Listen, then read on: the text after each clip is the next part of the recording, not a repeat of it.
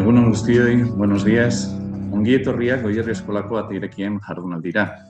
Hizkuntzari dagokionez, elebiduna izango da saioa, euskara eta gaztelera txandakatuko dugularik. Bienvenidos y bienvenidas a la jornada de puertas abiertas de Goierri Escola.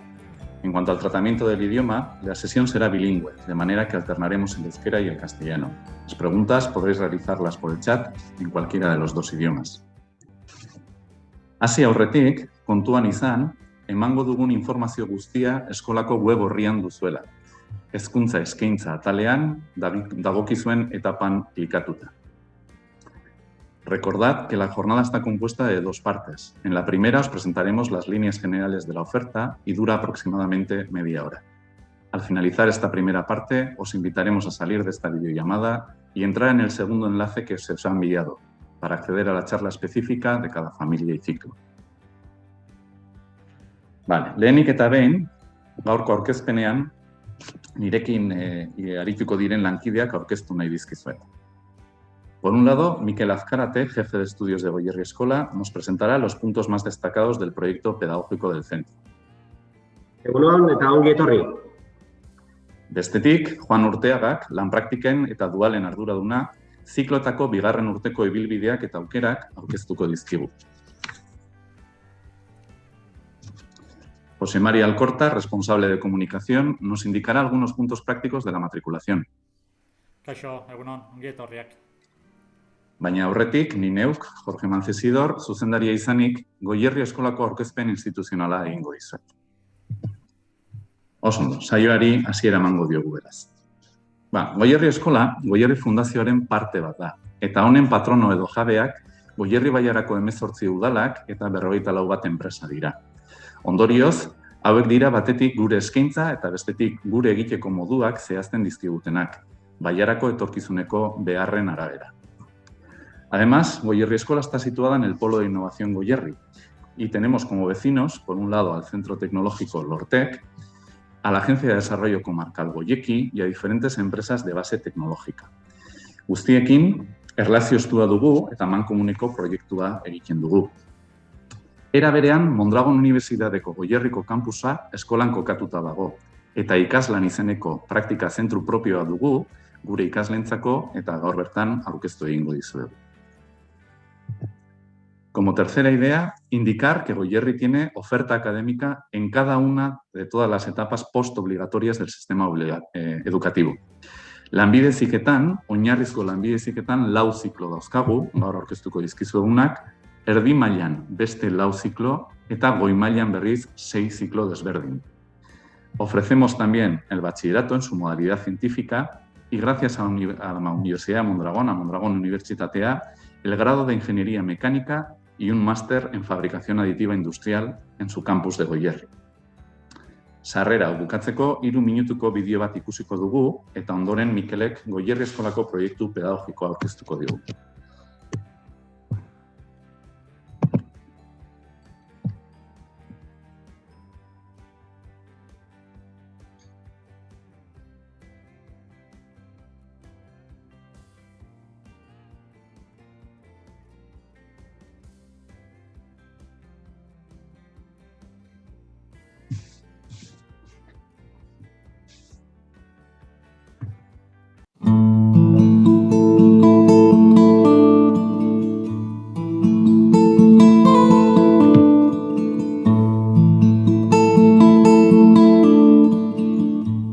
Goierrik esna amestu du beti bere etorkizuna. Oinak lurrean eta ilusioa eta lana egunerokoan. Egan zijoaz entrenak, diseinuzko ibilgailuak eta tonak altxatzeko gai ziren lumak. Baita, indarra eta abileziari ezagutza txertatzea eta enpresen etorkizuna eskolan hastea.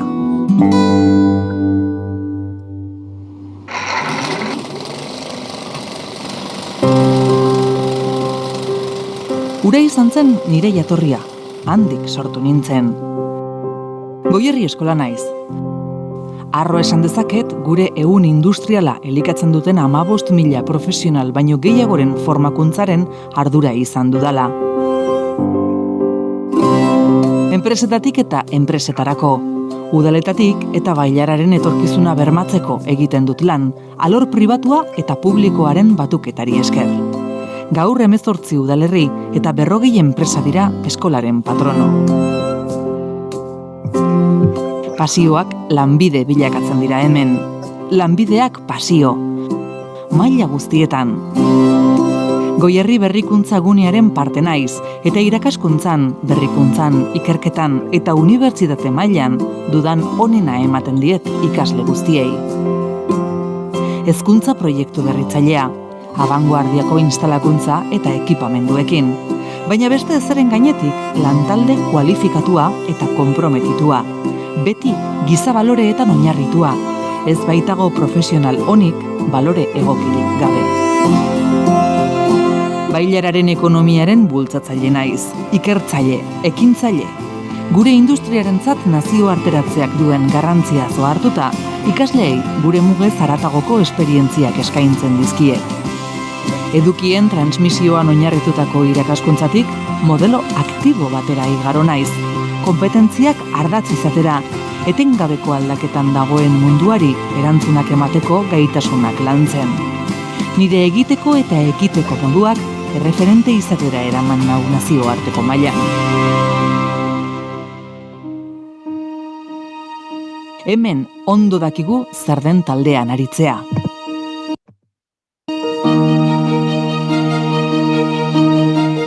Goierri eskola ikasle, irakasle, enpresek eta udalek osatzen dugu. Batak bestearen onura bilatzen du. Enpresetako aktibo gara. Udaletako aberastasun iturri. Goierriko nortasun agiri, beti pertsonak oinarri.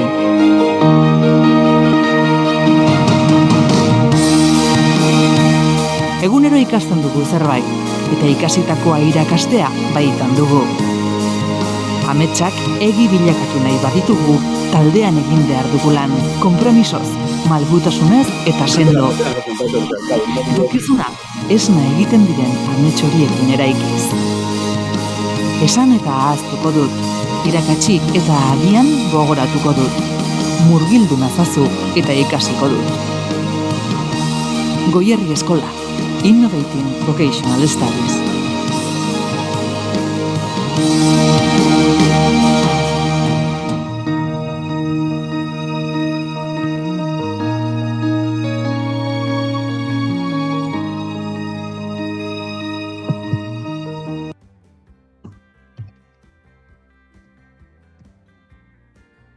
Kaixo eta ongi etorri berriro ere. Hurrengo minutuetan Goierri eskolako proiektu pedagogikoaren ezaugarri nagusiak azalduko dira. Gure proiektua definitzeko garaian, etorkizunean gizarteak beharko dituen ogibideak eta bertan arituko diren profesionalek beharko dituzten gaitasunak zein diren jakin behar dugu. Horretan, aurretik Jorgek esan duen bezala, gure jabeak diren udal eta enpresen laguntza dugu. Beraiei esker, baiaran zer behar dauden badakigu, bai eskaintza aldetik, bai enpresak behar duten langileen gaitasunen aldetik ere. Gero eta nabariagoa da, gaitasun teknikoaz baloratzeaz gain, zeharkako konpetentziak baloratzen dituztela. Hau da, talde lanean aritzeko gaitasuna, antolatzeko gaitasuna, komunikazio gaitasuna, sormena eta abar luze bat. Hau jakin da, zeharkako konpetentziak lantzen diren metodologia sartzea ezinbestekoa ikusi genuen. Para poder trabajar estas competencias transversales, implantamos la metodología basada en retos. Esta metodología se implantó en la universidad años atrás y dado que algunos de nuestros profesores también dan clase en la universidad, pudimos aprovechar ese conocimiento para implantarlo en la escuela hace ya una década. No solo se trabajan estas competencias, sino que también se califican y tiene un peso en la nota de cada asignatura. Ahora vamos a ver un vídeo donde se explica qué es trabajar por retos.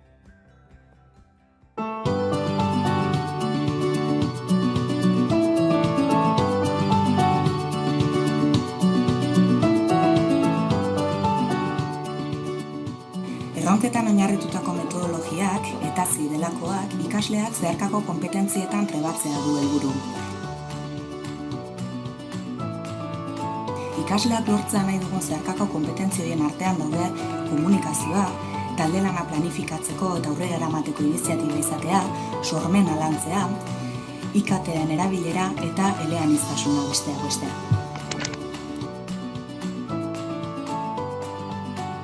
Aulantzeko, ikasleak taldeka jarri eta arazo bat planteatzen zaie, eta berari soluzio bat eman behar diote. Honela, soluzio aurrera eramateko ikasle taldeak berak identifikatzen eta lantzen ditu behar dituen ezagutzak.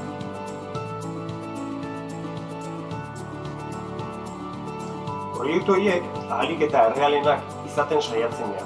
Hala nola, aprendizaia eta zerbitzu formatoan izan daitezkeen erronkak aurkitzen saiatzen dira. Hemen, Gipuzkoako ezgaitasuna duten kirolarien elkarterekin, Keli Esensa, GKE-arentzako, Ikaslan fundazioarekin, Ordiziako goazen programan parte hartuz eta abar luze batzuetzen. Erronka hori garatzen saiatzen diren denbora guzti horretan, gainontzeko klase eta ikasgai arrunt horiek gelditu egiten dira. Euren helburu nagusia, arazo horri soluzio bat topatzea da, beti ere taldean eta irakasle talde guztia bidelagun izanik. Jende aurrean, proiektua azalduz eta taldean iritziak emanaz, komunikazioa hobetzeko aukera izaten dugu. Ideiak alde teorikoan geratu gabe, alde praktikoa lantzeko aukera dugu.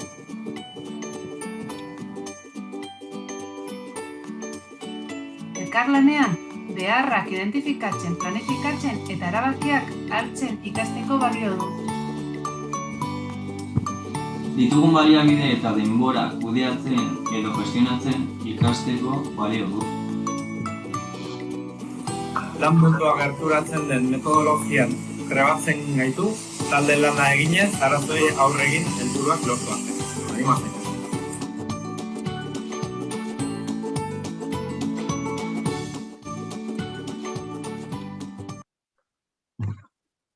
Gure proiektuaren bigarren guardatza edo ezaugarria internazionalizazioa da.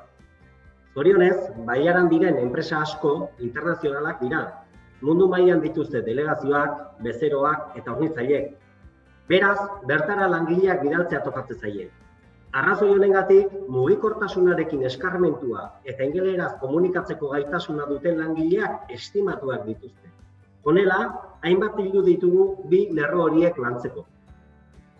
Aunque profundizaremos en ello más adelante, saber que el último módulo del ciclo es realizar unas prácticas en una empresa. Este último módulo se puede realizar en el extranjero. Con ello, los alumnos y alumnas ganan en autonomía, capacidad de desenvolverse en un entorno no conocido y al mismo tiempo refuerzan el inglés. Por otro lado, y con el mismo objetivo, tomamos parte en proyectos europeos, tanto con los alumnos como con los profesores. Al mismo tiempo que conseguimos los dos objetivos anteriores, conocemos otros centros educativos y sus proyectos pedagógicos. Ingelerako klaseak emateko garaian, ikasleak duten mailan arabera banatzen ditu. Helburua ikasle bakoitzak duen mailatik salto egitea da. Inoiz ez dadila ematen ari den mailatik oso urruti sentitu, ez da errezegia den sensazioarekin aritu. Ziklo bakoitzarekin zerikusia duen hiztegia lantzen da. Eta azkenik, komentatu, ingelerako akreditazio ezberdinak lortzeko azterketak eskolan egin daitezkeela. Horretarako, helduaien akademiarekin elkarlanean aritzen gara.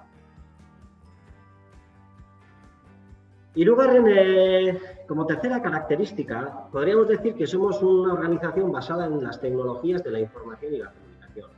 Para ello tenemos gran parte del temario digitalizado y parte de esta insertada en una plataforma Moodle llamado EVA, o cursos digitales online, y otra parte en Teams, una aplicación de Microsoft 365. Bestetik, komunikazio formala, bai ikasle zein gurasoekin, edukamos izeneko plataforma bidez egiten dugu. Bertan egoten da ikaslearen erlazionaturiko informazio akademiko guztia, notak, oharrak eta abar. Por último, en esta característica, a todos los alumnos y alumnas les damos una cuenta de Microsoft 365. De esta forma, tienen disponibles todas las aplicaciones que necesitan para realizar las tareas desde cualquier dispositivo digital conectado a Internet, como los móviles, tablets u ordenadores. Además, contará con un repositorio en la nube para poder compartir o almacenar información y una aplicación de videoconferencia llamada Teams. Este año, azkenik, iaz egiterik izan ez genuen kanpamentu teknologikoak martxan jarri dugu. Gure eskolako ikasleak izango dira kanpamentu horretarako dinamizatzaileak, eta Baiarako 9 eta 14 urte bitarteko gazteei zabaldua dago. Zientzia, teknologia, matematika eta ikerkuntzak gaztetxoei gerturatzeko intentzioarekin sorturiko ekimena da. Azkenik, gure azken ezaugarria, gure proiektu pedagogikoaren azken ezaugarria eta garrantzia asko ematen dioguna tutoretza ardatza da. Ikasle zein guraso askorentzat eskola berria izango da. Bestetik, ikasleek duten adina kontutan izan da, oso garrantzitsua iruditzen zaigu tutoretza ardatz sendo bat izatea. Horrela, ikasturte hasieratik aurrez aurreko bilerak izaten ditugu guraso zein ikasleekin. En ellas, ayudamos tanto al alumnado como a la familia en la orientación tanto emocional como en temas que les pueda interesar, como las opciones de futuro. Por otro lado, acompañaremos en el desarrollo personal. Empezamos con una evaluación inicial y posteriormente, en los retos, observamos las fortalezas y debilidades que muestran los alumnos y las alumnas. De este modo, en las siguientes entrevistas personales se les da pautas para mejorar las debilidades y reforzar las fortalezas.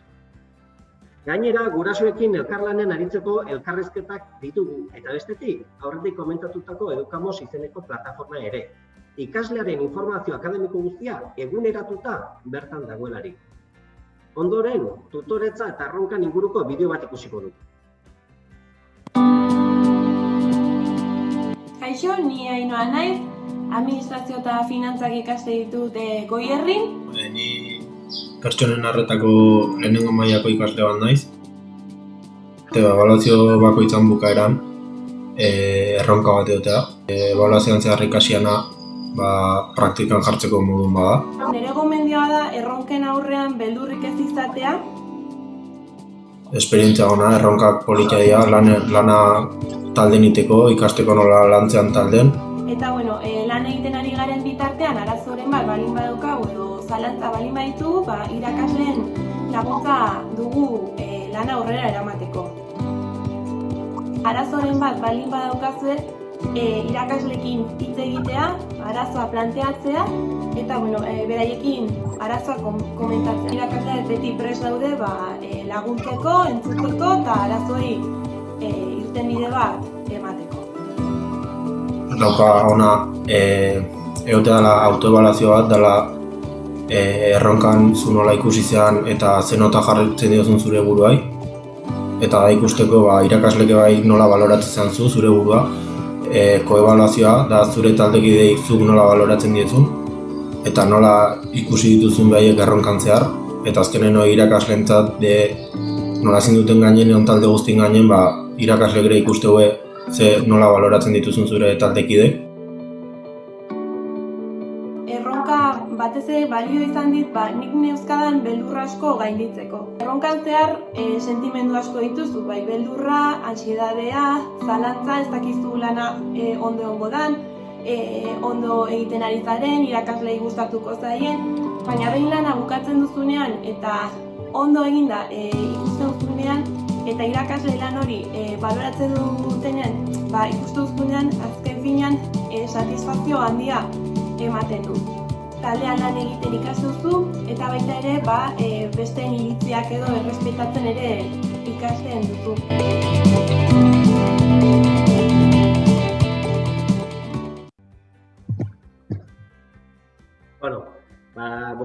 Nire atala bukatzeko bakarrik laburtzea, gure proiektu pedagogikoaren lau ezaugarriak. Enpresak geroz demandatzen duten zeharkako kompetentziek lantzeko erronkak, bestaldetik mugikortasunarekin eta internazionalizazioarekin lan egiteko ingelera. Gure gaztetxoak informazio, komunikazio eta teknologietan murgiltzen ditugu, eta zuek gurasoak ere eta ikasleak bidelagun nahi zaituztegu tutoretza ardatz sendo batekin. Ondoren, eskolako eskaintza azalduko dizue Jose Mari Alkortak. Kaixo, egunon. Lehendabizi aipatu lanbide heziketan eskaintzen diren ziklo guztiak eta zein familiatan daren zikloiek. hor irudian duzuen IBAK-EI web horrian aurkitu dezakezuela. Bertan sartu ezkero, hor agertuko zaizkizue familiaka eta familia bakoitzan egon daitezken zikloen zerrenda osoa. Goierri eskolari dagokionez, eta lehen da bizi oinarrizko lanbide heziketaren inguruan, aipatu, en nuestro caso, tenemos tres familias, que ofrecemos ciclos de formación profesional básica. Una familia de fabricación mecánica, una familia ligada un poco a cocina y servicio de hostelería y una tercera familia centrada en el mantenimiento de vehículos. En total serían 4 ciclos los que ofrecemos dentro de estas 3 familias. 2 ligadas al mantenimiento de vehículos, un ciclo de mecanizado en la fabricación mecánica y un ciclo de cocina en lo que es hostelería. Erdimailara pasaz, erdimailaren kasuan fabrikazio mekanikoan ere 2 ziklo ditugu, bat mekanizazioa eta bestea soldadura. Instalazio eta mantentze laneko familian ziklo bat dugu, mantentze lan elektromekanikoak deritzona, eta gizarte eta kultura zerbitzuaren arloan mendekotasun egoeran dauden pertsonei arreta emateko zikloa izango genuke. Denera 4 ziklo erdimailako eskaintza honetan. Eta azkenik, goi mailara salto eginez, administrazio eta kudeaketa familian administrazio eta finantzak deritzon zikloa izango genuke, elektrizidade arloan automatizazio eta robotika zikloa, fabrikazio mekanikoan eskaintzen ditugu bai fabrikazio mekanikoaren produkzioa edo programazioa eta bai diseinua, 2 zikloiek eskaintzen ditugu, eta azkenik instalatze eta mantentze lani dagokionez mekatronikako zikloa eskaintzen dugu. Ikusten dezuen bezala, lehen Jorgek aipatu duen moduan, 3 mailatan eskaintzen ditugu zerbitzuak. 4 ziklo oinarrizko lanbide heziketan, 4 erdi mailan, eta 6 ziklo goi mailako kasuan. Ondoren, pixkat gogoratuarazi, naiz eta gero Jorgek horrela egingo duen, ziklo hauetako informazioa saio honen ostean, 2. saio horretan izango dezue. Jaso dezuen emailean, bilera hontarako estekaz gain, 2. saio horren esteka jaso dezue. Beraz, eskertuko genizueke saio hau amaitzen dugunean, 2. saio hortara sartzea. Eta jarraian, pixkat Goierri eskolak nola antolatzen duen ordutegiare ikuspuntutik, jakizue lehendabiziko mailan ordutegia 8 ordu bitara dala egunero, astelenetan eta ostiraletan izan ezik. 2 egun horietan ordutegia arratsaldeko 3 arte dira. En segundo curso, el horario puede diferir en función de si hay algunos ciclos que tienen horario de mañana y hay otros ciclos que tienen horario de tarde. Y hablando de este segundo curso, a continuación Juan Urteaga os va a comentar un poco qué opciones hay en ese segundo curso para con lo que son las prácticas en empresa. Hay varias modalidades. Y un poco para aclarar las diferentes opciones que puede tener el alumno en Goierri Eskola de cara a esas prácticas en empresa, pues ahora a continuación nos pasa más detalles Juan Urteaga. Adelante, Juan.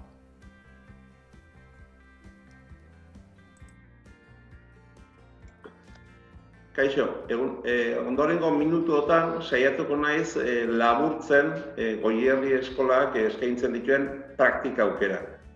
Lehendabizi argitu beharreko gauza da ziklo batek 2 urte irauten duela, 2000 ordutakoak dira, eta lehendabiziko ikasturtean praktikak egin dira, baina eskolan bakarrik, ez enpresetako praktikak. 2. urte osoan zehar beste aukera batzuk irekitzen dira. Eta hor bai, enpresetako praktikak burutzen dira modalidade desberdinetan. Kasu honetan ikaslei aukera zabalagoak eskaintzeko Goierri Eskolak duela 35 urtetik martxan jarri zuen ikaslan fundazioa eta bertan benetako fabrikazio gune batean aritzeko aukera eskaintzen du. Hortan bereizten gea beste ikastetxeetatik. Kontuan izan behar da, hor ikaslaren bertan aukera desberdinak azaltzen direla eta aukera desberdinei erantzuteko eskolan egiten den antolaketa da goiz eta arratsaldekoa.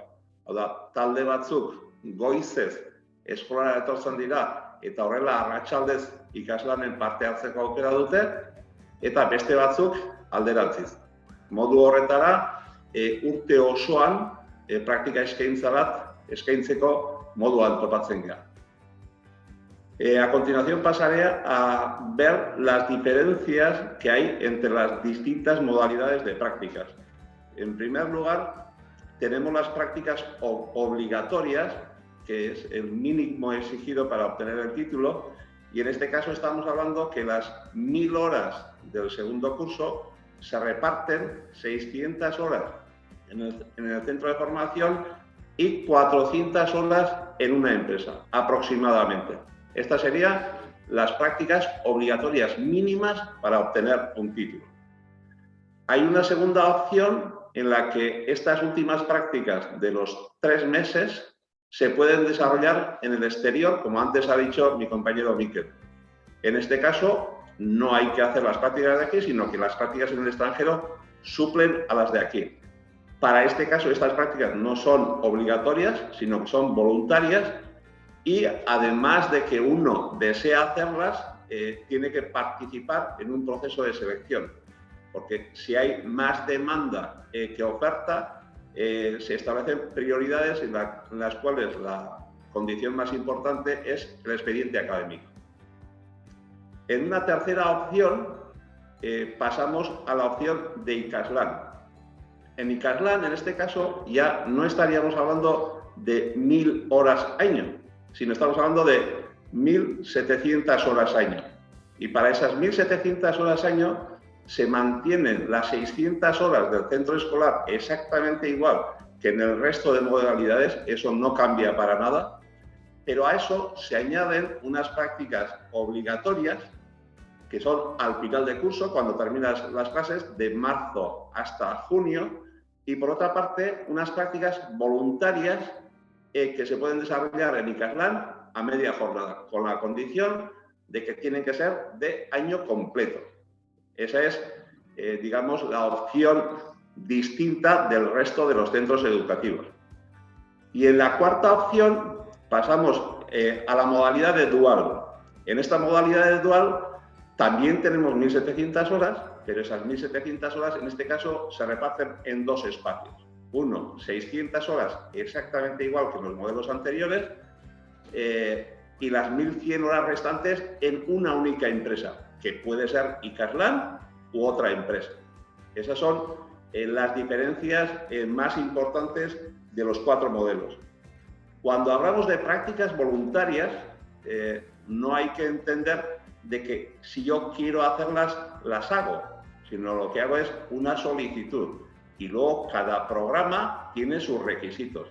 El programa de Dual requiere que todos aprueben todo el primer curso ya para primeros de junio. Si estamos hablando de prácticas en el extranjero, pues hay una selección de candidatos en función del expediente académico, y aquellos que quieran participar en la actividad de Ikaslan en el modelo de 3 espacios o centro Ikaslan más otra empresa, pues tienen que hacer una solicitud y en función de las necesidades se va dando oportunidad a las personas. A veces desde un inicio, otros a mediado de curso.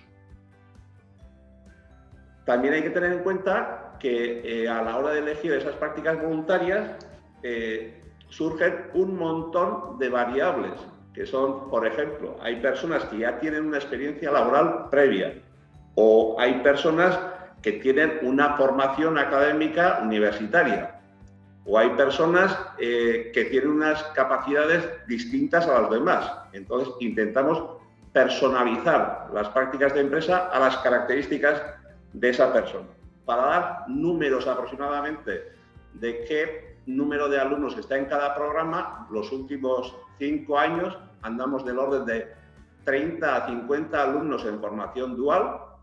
Estamos hablando también de 10-15 personas que van al extranjero a hacer prácticas, unas 30-50 personas que hacen las prácticas obligatorias y entre 80 y 100 personas que participan en la actividad de Ikaslan. Eso suma un total de 200-220 personas año. Ahora, a continuación, pasaremos a ver un pequeño vídeo de Ikaslan como centro de producción donde participan muchos de nuestros alumnos.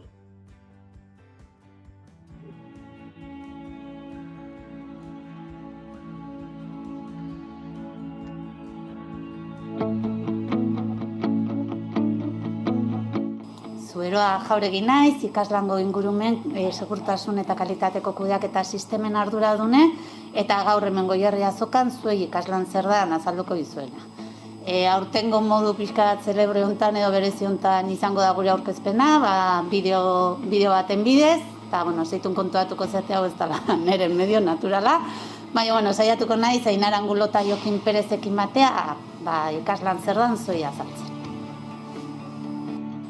Ikaslan Fundazioa eskola enpresa bada. Azkenen industriagune baten kokatuta daude, tailer industrial bada, aktibitate industrial bat daukeu, baina hau formakuntza zentru bada.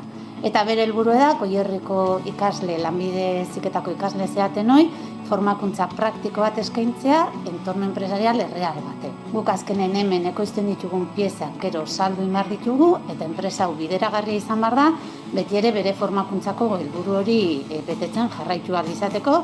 Ikaslan gaur egunen osatzen dugu 45 langileko lantalde batek eta urtero 100 eta 120 ikasle hartzeko aukera izaten du. Hemen pasatzen zaten ikaslek eukitzen dizu aukera 800 eta 1100 ordu praktiko eskuratzeko. Ordu praktiko hauek beti ere bideratuta zuen etorkizuneko lan munduratze hortan lagungarri izatea. Oain eskolan ikasten naizaten bitarte, naizate jasotzen jakintza teoriko batzuk edo ezagutza teoriko batzuk gero erabilgarrik izango zaizkizuenak eta beharrezkoak izango zaizkizuenak zuen lan bizitza hortan. Baina hemen ikaslanen jorratzen ditugu beste kompetentzi edo beste gaitasun batzuk baita lan munduratze hori errazten lagunduko dizuena. Hemen ikasiko duzue bai teknika garatzen, bai lantalden aritzen eta beste hainbat kompetentzi. Hemen azkenen Goierri eskola eta ikaslanen arten formakuntza eredu propio bat garatzen dugu eta bertan Goierri eskolan, bai oinarrizko lanbide heziketan erdi mailan zein goi mailako ziklo garatzen naizaten bigarren mailako ikaslek zuen formakuntza praktikoa garatzen duzu hemen ikaslanen. Ikusita perfil desberdinetako ikaslek zaudetela eta perfil desberdinetako ikaslek jasotzen ditugula, guk ere formakuntza programa pixka bat adaptatzen dugu edo doitzen dugu zuen izaera edo zuen perfil horietan.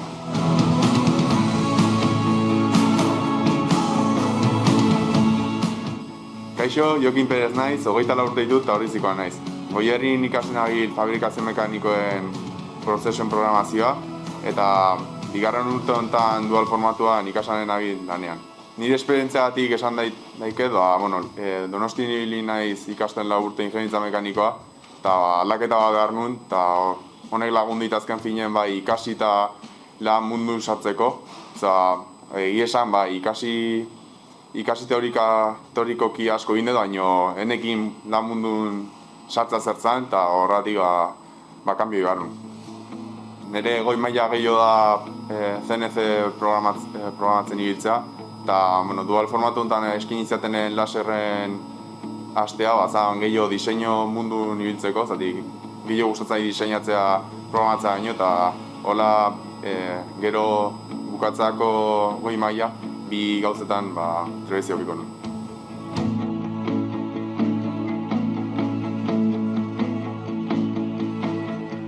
Kaixo, ni Ainar Angulo naiz, Bilabonatarra, 23 urte ditut eta Goierri eskolan automatizazio eta robotika industrialeko goi mailako zikloa burutzen naiz.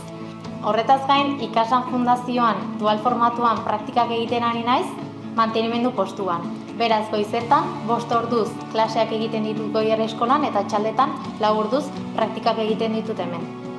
Ikaslan Fundazioan mantenimendu postuan zenbait gauza ezberdin burutzen ditut. Adibidez, makina guztien mantenimendu preventibo eta zuzentzaileak egiten ditut. Eta baita ere, enpresan zehar orokorrean sortu daitezken mantenimendu behar guztiei erantzun bat ematen diet. Ikaslan Fundazioan praktikak egitea onura asko ekarri dizkit. Alde batetik, formazio aldetik, enpresa batek nola funtzionatzen duen ikasi dut. Lehenengo maila bukatu nuenean, teoria oso ondo nekiela konturatu nintzen. Baina Goierri eskolako irakaslek esan da, eskulanean pixka gabezia nuen. Beraz, ikaslan fundazioan praktikak egitea aholkatu zidaten.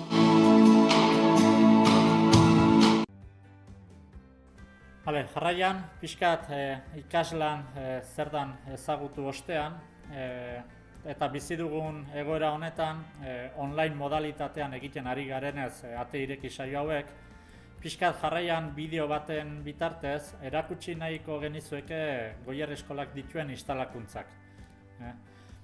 Bideo oso laburra da, baina bertan daukagun makinak, ditugun tailerrak eta pixkat ideia bat egin dezazuen balio duela iruditzen zaigu.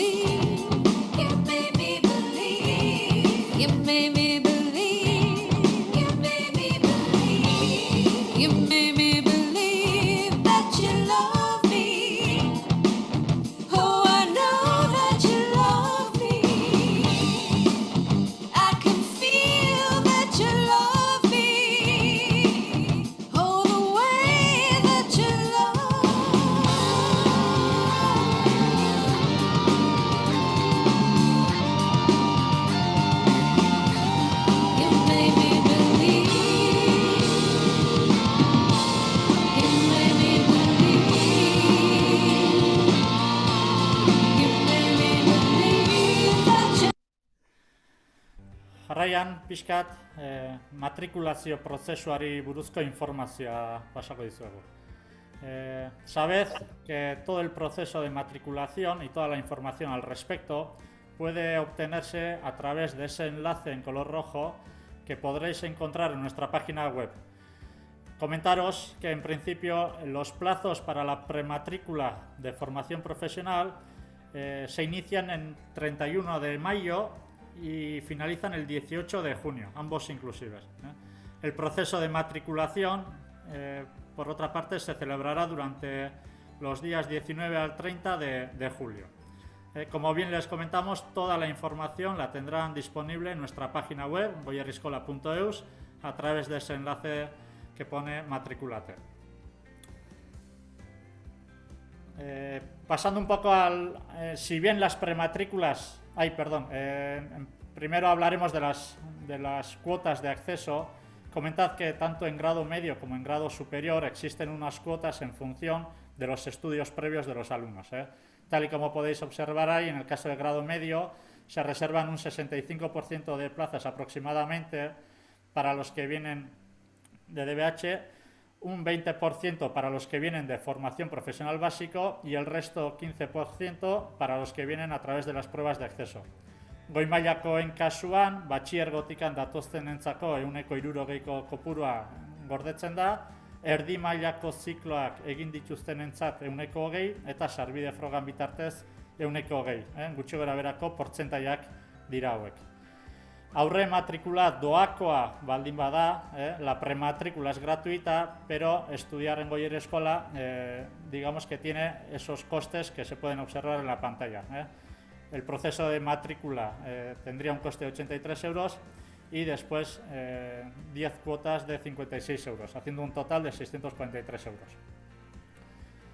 Y por último, comentar también que Goierri Eskola ofrece un servicio de autobús para poder desplazarse desde las localidades donde viven los alumnos al centro educativo. Urolako kasuan eta Sakanako bailaratikan autobus zerbitzu propioak eskaintzen ditu, Goierri Eskolak antolatzen dituenak, eta urtean horrazpian ikusten dezuen inporte hori izango luke. Aldiz, Goierriko ikasleentzat lurralde bus zerbitzua erabil dezakete ohizko mugi txartelaren bitartez. Tolosaldetikan datoztenentzako tren zerbitzua erabil dezakete Ordiziako estazioraino eta bertatik oinez 10-15 minutuko ibilaldi laburra izango lukete. Eta amaitzeko, pixkat gaurko saioa online modalitatean baldin bada ere, datozen egunetan e-mail bat jasoko duzue instalakuntzak bertatik bertara presentzialki ikusi ahal izateko. Visitas presenciales que organizaremos a lo largo de las próximas semanas y a la que se os invitará por medio de un email, de forma que podáis observar in situ todo el equipamiento y todas las instalaciones que disponemos aquí en Goierri Eskola. Y un poco con esto finalizamos la presentación de esta primera parte genérica, donde hemos tratado de mostrar un poco las características que tiene Goierri Eskola en cuanto a su oferta académica se refiere de formación profesional. Recordarles que a la finalización de esta sesión pueden acceder al enlace de los ciclos en función de los intereses y obtener allí información detallada de los mismos, donde les mostrarán lo que se desarrolla en cada uno de los ciclos. Orain, norbaitek zalantzaren bat baldin badauka, chat bidez galderak luzatu ditzazke eta saiatuko gineke argitzen. Beraz, gonbidatzen zaituztet, zalantzaren bat baldin badakazue, mesedez, chat bidez luzatzeko. Lehen da biziko galdera bat badaukagu, baldago elektrizidadea ikasteko FP baten. En formación profesional básica, ¿tenemos ciclo de electricidad? En principio no. En formación profesional básica solamente ofertamos un ciclo de cocina, 2 ciclos ligados al mantenimiento de vehículos y un cuarto ciclo relacionado más con el mecanizado. ¿De acuerdo? No tenemos ciclos de electricidad en formación profesional básica. Vale. Nik horri erantzingo nioke Josemari, ondo iruditzen baldin bazaizu, galdera hortan dago zein izango litzaken biderik egokiena, bai, gero robotikara iristeko ulertzen dut, ezta? Orduan horretarako oinarrizko lanbide heziketan, bai, mekanizatuarekin dagoen zikloaretik joan beharko luke. Bertan oso teknologia anitzak ikusten direlako eta elektrizidadeko hainbat gai ikusten dutelako. Beraz, gure ustez behintzat, hortik abituta egokina izango litzake etorkizun batean robotikara joteko. Ez dakit beste galderarik baute dagoen, lasai galdetu, erantzuteko gaudeta. Bale, beste galdera bat ikusten dut, nahi bezen honetxek erantzungo dut, bai? Erdi mailako mantenimendu elektromekanikan zenbat gela dauzkazue edo zenbat ikasle daukate gehienez sartzea. Bale, eskolan dugun eskaintza guztian, bai, fabrikazio mekanikoan, goi mailako fabrikazio mekanikoan izan ezik, hor bi lerro ditugula, gainontzeko guztietan lerro bakarra daukagu, bai? eta lerro eta gela bakoitzean gehienez 25 ikasle izaten ditugu. Beraz, erdi mailako mantenimendu elektromekanikoan lerro bakarra 25 ikasle. Igual hemen komentatzeare orokorren ziklo guztietarako. Dauzkagun plaza baino jende gehiago aurre matrikulatu egite baldin bada, matrikulazio prozesua gaur egun oso araututa dago Eusko Jaurlaritzak hezkuntzak zuzenen lantzen duena. Orduan, aplikazioak berak nolabait ematen ditu lehentasunak, onartuen zerrendak ateratzen ditu, eta gero onartu zerrenda horiek izan eta gero matrikulazio epeak hasten direnean, 3 epe desberdin daude lehentasun horiek nolabait mantendu ahal izateko. Horri buruz aurre matrikula egiten dezutenean, informazio gehiago behar baldin baduzu emango zaizuez, prozedura nahiko konplexua da, baina esan naiz eta lehenengo onartuen zerrendatan ez sartu, aukera egon daitekela atzetikan ere gero matrikulatu ahal izateko. Plazak libratze baldin badira, atzen daudenei deika aitzen garelako. Gizarte zientziak batxierra edukita fabrikazio mekanikoko diseinuko goi maila zikloa egin dezaket? Bai, printzipioz arazorik gabe. Hau da, edozein batxiergo izan da, nolabait ziklo bat egiteko aukera badezu. Hori bai, lehentasunetan kontutan hartzen da, ze batxiergo modalitatetik zatozen. Baina aukera lekua baldin badago, bai, aukera dago egitekorean. Eta Jorge, galdetzen du, goi mailako sarbideari dagokionez, unibertsitateko ikasketak egin dituenak, zein bidetatik sartzen da, lehen kuotak aipatu ditugun horretan? Printzipioz, sartuko litzateke bere batxiergoko espedientearekin. Naiz eta unibertsitateko ikasketa batzuk izan, ikusi duzue aukera desberdinetan zeudela. Edo bai batxiergotik datozenak, edo bai erdi mailatik pasatzen direnak, edo sarbide frogatik juten direnak. Beste aukera berezi batzu badaude ere baita, baina orokorren 3 horiek dira. Unibertsitateko ikasketak daukaten beste guztiorok, bere garaian batxiergoko mediarekin sartuko lirateke. Así que, besterik gabe, bukatutzat ematen dugu, eta eskerrik asko parte hartzeagatikan, eta espero dugu zuen gustoko izan izana. Eskerrik asko denoi. Agur! Agur!